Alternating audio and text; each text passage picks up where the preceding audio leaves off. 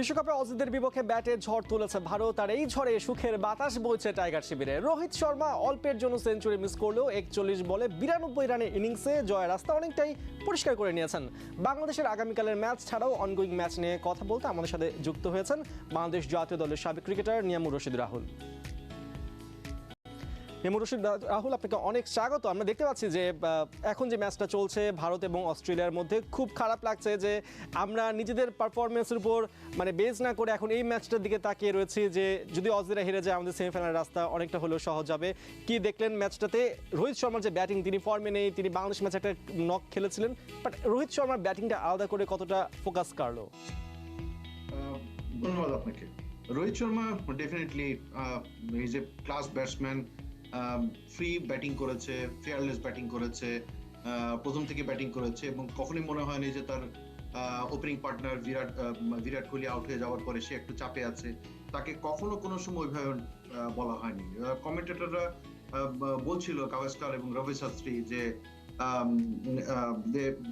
উনি খুবই free frankly batting করছে, ফ্লোলেস ব্যাটিং করছে এবং যেগুলি হিট করেছে সবগুলি কিন্তু আপনি দেখবেন যে মাঠের বাইরে। তো এরকম ফ্লোলেস ব্যাটিং করার, leading from the front, captain of the Indian side, যে কোনো মুহূর্তে যে কোনো জায়গায় তার টিমের বা ড্রেসিং রুমে অনেকটাই কনফিডেন্স গ্রো করবে এবং তার পরবর্তীতে যেসব ব্যাটসম্যানরা ব্যাটিং করেছে টোটাল দেখলেই বোঝা যায় যে টি-20-তে এখনকার পর্যন্ত অস্ট্রেলিয়ার একটা বড় একটা টার্গেট দিয়েছে এবং এটা উইকেট দেখে বোঝা যাচ্ছে যে বল ব্যাটে আসছে, বাট মাইটি অস্ট্রেলিয়ার এগেনস্টে একমাত্র ইন্ডিয়ানরাই এতটা ব্যবধান করতে পারে আর কি, ঠিক যেভাবে রোহিত শর্মা ব্যাটিং করে দেখিয়ে দিয়ে গেছে। আমরা যদি আগামীকালে ম্যাচ নিয়ে কথা বলি, যে বাংলাদেশ আফগানিস্তান ম্যাচ, যার উপর অনেক কিছু নির্ভর করছে। বাংলাদেশ যদি এই ম্যাচ থেকে পজিটিভ কিছু পেয়ে যায় ইন্ডিয়া এবং অস্ট্রেলিয়া ম্যাচ থেকে, তাহলে বাংলাদেশের জন্য আগামীকাল ম্যাচ হয়ে দাঁড়াবে খুবই গুরুত্বপূর্ণ। সেই ক্ষেত্রে আমরা দেখতে পাচ্ছি যে পরিসংখ্যান ঘাটলাম, 38 বছর ধরে বাংলাদেশ ইন্টারন্যাশনাল অ্যারেনায় খেলছে, ঠিক একইভাবে আফগানিস্তানে পথ চলা মাত্র 15 বছরের। লম্বা বাংলাদেশ এই পথটা পাড়ি দিলেও কেন আসলে আফগানদের মতন পারফর্ম করতে পারছে না? কোন জায়গাতে আমরা পিছিয়ে আছি? দেখেন, এটা তো অনেক স্পষ্ট। এই নিয়ে আমরা প্রচুর আলোচনা করেছি, আপনারা অনেকবার অনেক রিপোর্ট করেছেন। নতুন করে এটা বলার মতন তেমন কোনো কিছুই নাই, বিকজ তাদের 34টা প্রাদেশিকে অনেক বড় বড় ভালো ভালো ক্রিকেট প্রতিযোগিতামূলক ক্রিকেট খেলা হয়। রেগুলার বেসিসে তারা টি-20 ম্যাচে আয়োজন করে এবং তাদের পাইপলাইনে 30 থেকে 40টা মতন প্লেয়ার রেডি থাকে। আপনার এখন কারেন্ট যে 15 থেকে 20 জন প্লেয়ার আপনি দেখছেন, তাদের ম্যাক্সিমামই কিন্তু বিভিন্ন ফ্র্যাঞ্চাইজ লিগে দাপটের সাথে খেলছে এবং ভালো বেসমেন্টে, ভালো বেস প্রাইসে তারা খেলছে। তো সবকিছু কিন্তু নির্ভর করা হলো যে আপনার ঘরোয়া ক্রিকেটে আপনি কতটুকু লক্ষ্য নিয়ে আপনি ব্যাটিং করবেন।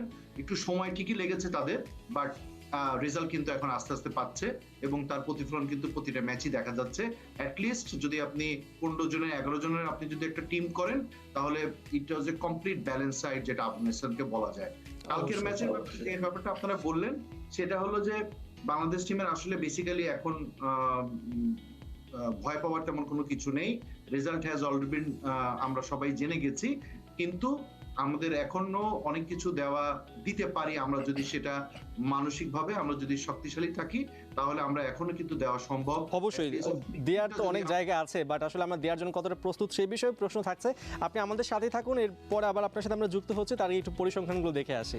তবে পরিসংখ্যানের চাইতেও বেশি গুরুত্বপূর্ণ বর্তমান প্রেক্ষাপট, যেখানে তিক্ত হলেও সত্য বাংলাদেশ ঢের পিছিয়ে আফগানিস্তানের চাইতে। তারপরেও টি-20-তে যে কোনো কিছুই সম্ভব। বাংলাদেশের জন্য কোন সুযোগগুলো খোলা আছে তা নিয়ে আবার ফিরবো আমাদের অতিথির কাছে। যুক্ত আছেন সাবেক ক্রিকেটার নিয়ামুর রশিদ রাহুল।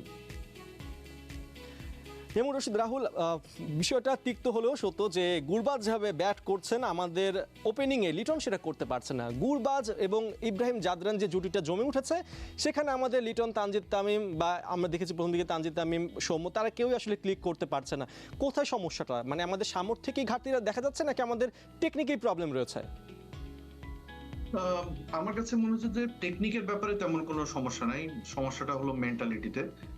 আপনি কতটুকু স্ট্রং মেন্টালিটিতে আপনি খেলবেন এবং আপনি কতটা দ্রুতভাবে আপনার ব্যাট প্যাচটাকে আপনি কনসিডার করবেন এবং কত কম সময়ের মধ্যে আপনি নিজেকে ফিরে পাবেন ব্যাটিং ফর্মে, সেটা হলো সব থেকে বড় ব্যাপার। আরেকটা ব্যাপার হলো যে আপনার লাস্ট 8-9 বছরের একটা সিনিয়র ক্রিকেটার কে আপনি নতুন করে এখন এই লেভেলে অ্যাটলিস্ট তেমন করে আপনি বোঝাতে পারবেন না, বিকজ এটা তাদেরকেই এই কঠিন পথগুলি তাদেরকেই আপনাকে সহজভাবে করে নিয়ে আসতে হবে, এবং তার জন্য যা যা ফ্যাসিলিটিস সবই কিন্তু তাদেরকে দেওয়া হয়। এই জন্যই বলছি যে মেন্টালি ততটা স্ট্রং না, বিকজ আপনার এই ব্যাড প্যাচগুলিতে যত তাড়াতাড়ি আপনি ওভারকাম করতে পারবেন তাহলেই আপনি সব থেকে বেশি সফল হবেন। সবারই কিন্তু ব্যাড প্যাচ যায়, কিন্তু আমাদের সময়টা নিতে হয় অনেক বেশি সময় লাগে, অন্যদের কিন্তু অন্যদের অনেক কম সময় লাগে।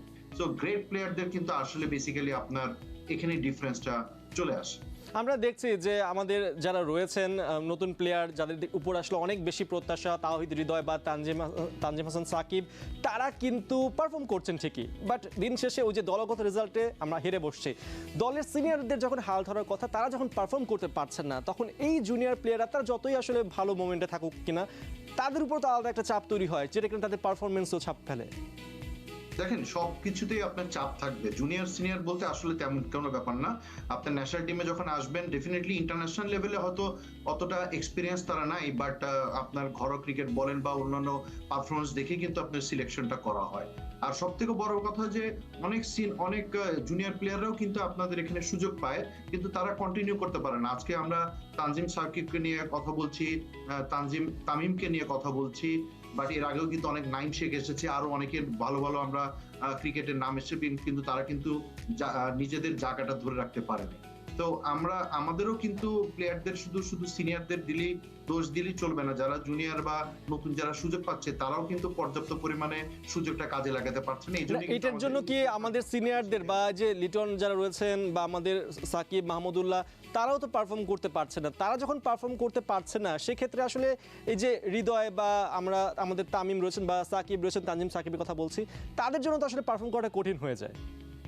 না, এখানে তো আসলে ওইটা তো আপনাকে বলতে পারবেন না যে ওরা পারফর্ম করছে না বিধায় তুমি পারফর্মটা করো না, এটা কিন্তু তা বলা হয় নাই। এটা তাদের রেসপন্সিবিলিটি, তারা পারফর্ম করতে পারছে না, তাদেরকে ওই জিনিসটাকে আরো বেশি কন্টিনিউ করা।